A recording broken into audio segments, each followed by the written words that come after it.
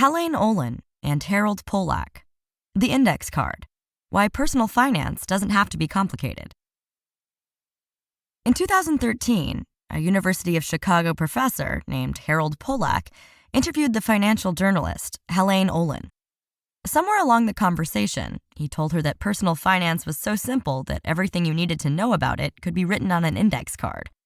In fact, he was so convinced of this point that he proved it by grabbing an index card, writing down a set of rules, and posting a picture of it online.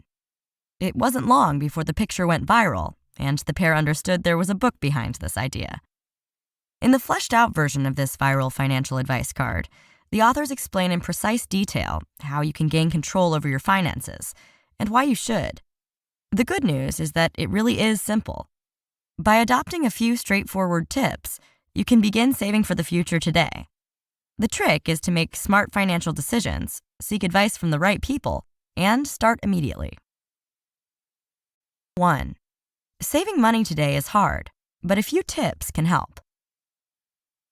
We've all been there. You cash your paycheck only to see it disappear as you pay rent, cover utilities, and buy groceries. And let's not forget the ever-present threat of an unexpected car repair. So, how can you pull yourself out of this financial debacle and gain control over your money? Naturally, it starts with saving, but that's easier said than done. After all, the median annual household income in America dropped by $3,000 between 1998 and 2013, as wages decreased or stagnated. At the same time, the cost of living has gone up. This perfect storm of plummeting wages and rising costs has resulted in some frightening statistics. A whopping 27% of U.S. households have a net worth of just $5,000 or less. And 47% of Americans say they couldn't come up with $400 in an emergency without borrowing money or selling something. Since so many people are struggling to get their financial houses in order, if you don't have any savings, you shouldn't feel bad. But you should take action. If you fail to come up with a savings plan soon, you'll never be able to invest for the future or even pay off your debt. Think of it this way. If you save just 10% of your income every month, by the end of your first year, you'll already have a whole month's salary put away. Here are a few tips to get you started. First, use cash instead of plastic. This may sound silly, but lots of studies have shown that people spend over 20% more when paying with a credit card or online than they do when they pay with physical money.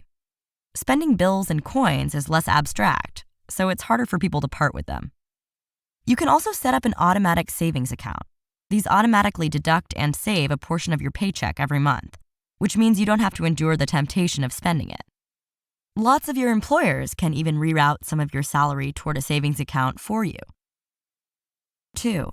Take financial control by repaying your credit card debt in full.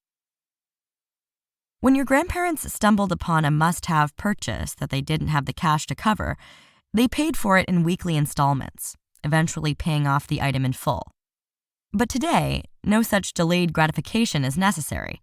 Credit cards have removed this barrier, and the average credit card-owning American has 3.7 cards to her name. However, this doesn't spell financial freedom. In fact, it's a recipe for financial doom. That's because this rapid transition toward easily accessible, high-interest credit means that the average American household bears a shocking $7,000 in credit card debt. Here's why. In the 1970s, the credit card companies realized how much money they could make from people racking up massive debts and never paying them back in full.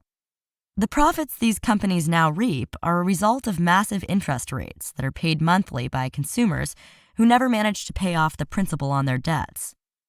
That's why you should always pay your full credit card bill, not just the interest. Unfortunately, only about 1/3 of credit card holders take this route. How come?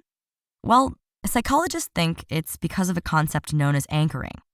People see the minimum required payment prominently displayed on the statement and anchor their thoughts about how to pay based on that minimum. If you fall into this category, or if you simply can't pay off all your bills right away, just adopt this simple strategy. First, work out the annual percentage rate, or APR, of each debt.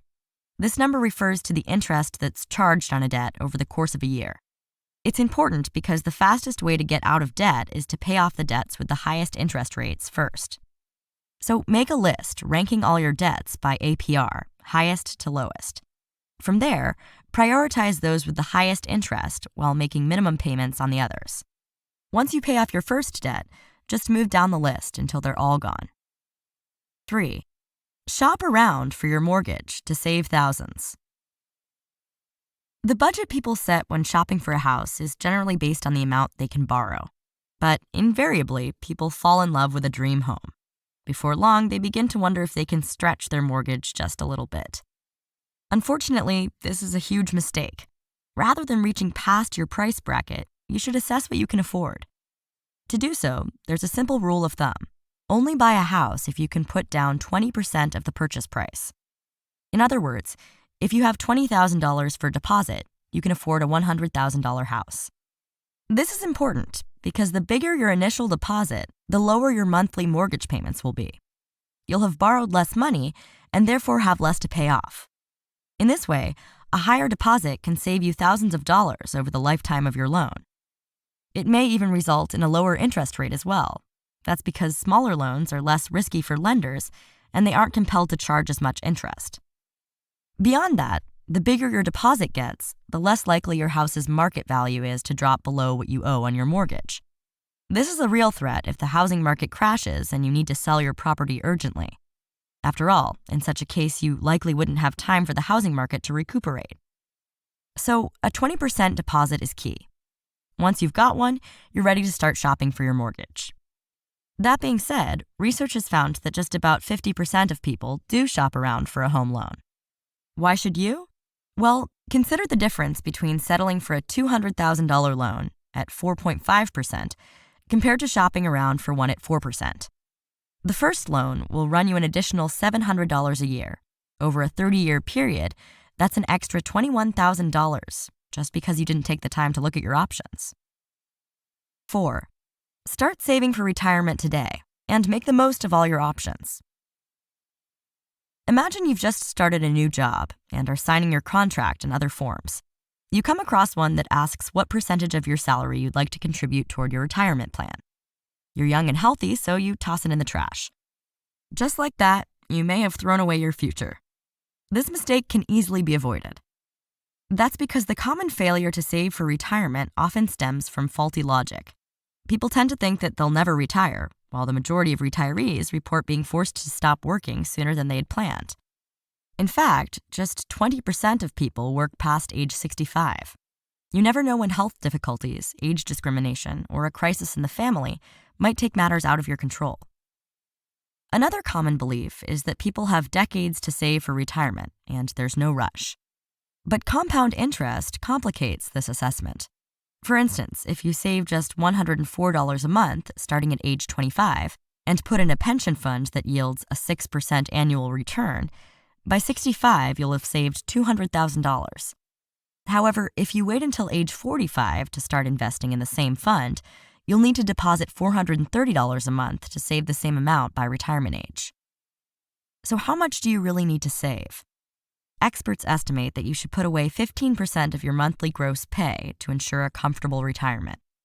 That sounds like a lot, but your employer could be your key to success. That's because lots of employers offer an employer match for retirement savings. In such plans, an employer will match your pension contributions, usually up to 6% of your annual earnings. So make the maximum contribution you can to reap all of the benefits. If you don't, you'll be among the 25% of people who, according to studies, fail to take full advantage of their employer matching options. Just think of it this way. It's the closest you'll ever come to making money for doing nothing. 5. Protect your family and finances by planning for the worst. It's no secret that shopping for insurance can be a depressing and demoralizing experience. Preparing for the future brings you face to face with all the horrible things that could happen to you and your family. Who wants to do that? But it's even scarier to think about what would happen if something went wrong and you weren't properly insured. What would your loved ones do if something happened to you? Would they suffer financially? If so, you need life insurance. A life insurance policy pays out when the insured individual passes away. But not all life insurance is equal. The best protection you can get at the lowest cost comes in the form of term insurance. This is a type of life insurance policy that's limited to a set amount of time. In the author's recommendation, a 30-year period. During that time, the policyholder makes an annual payment to keep herself covered, and the policy can be canceled on a yearly basis. If you don't want it anymore, you just stop making your payments and your coverage goes away. But most importantly, when shopping for term life insurance, get a policy that has stable annual payments throughout its life. So, life insurance is key for covering the worst possible outcome. But things go wrong every day, and to keep yourself covered, you'll also want home insurance. A good home insurance policy is really insurance on your net worth, since your home is likely to be your family's most valuable asset. That's why it's crucial to know what any given policy does or doesn't cover. So when you shop around, think in worst-case scenarios, like gale force winds destroying your home, a forest fire overtaking your town, or severe flooding. Pose these scenarios to the insurance salesman and ask if the policy would cover you. But his word isn't enough. You also need it in writing. Getting it down on paper will prevent vital claims from being denied due to technicalities. 6. Choose your financial advisor carefully and be prepared to pay her. If you're in the market for a financial advisor, you might come across people with titles as confusing as Chartered College Planning Specialist or Retirement Management Analyst. After all, financial advisors depend on convincing clients of their reputation. As a result, there are over 50 different job titles to describe people who specialize in financial planning for senior citizens alone. So, who should you trust for your financial advice? Well, there's some good news on this front. There's just one job title to look out for. It's fiduciary, and you should always choose a financial advisor who follows the fiduciary standard. This is key since a fiduciary has a legal obligation to put your interests above her own. That means you can trust her to give you objective financial advice, to steer you clear of overpriced investments, and to keep your interests at the forefront. Remember, while anyone can call herself a financial advisor, if she isn't a fiduciary, she's just a salesperson trying to make a living off financial products while posing as an unbiased advisor. These so-called advisors have zero legal obligation to put your interests above their bottom line. Sound financial advice isn't free. Make sure that your financial advisor is being paid by you and you alone. This is important because lots of non-fiduciary financial advisors offer services for free only to push you toward particular investments on which they collect a commission. By contrast, while the fees that fiduciaries charge can take multiple forms, they're all valid. You might be charged an hourly rate that ranges from $50 an hour for advice on how to get out of debt to $500 an hour for specialized investment advice. Certain fiduciaries may even charge a flat rate for an agreed-upon group of services, like a budget review or a comprehensive financial plan. Whatever tier you choose, find yourself an advisor that will give you sound advice and get your finances in order today. The key message in this book is that personal financial planning is the difference between a sound future and a deferred retirement. But the good news is that a few simple rules can de-stress your relationship to money and get your financial life in order. By planning early and often, you can get out of debt and ensure yourself a comfortable retirement. Here's some advice you can take action on right away. Support our social safety net. Government benefits sometimes get a bad rap, but the truth is that social programs like Medicare and Social Security make our financial lives much more comfortable and manageable. Without them, retirement might not be possible at all. 96% of all Americans rely on some form of government financial support, whether that's a student loan, mortgage deduction, or unemployment insurance, at some point. We all have an obligation to support these programs, and you can do your part by speaking up when they're criticized.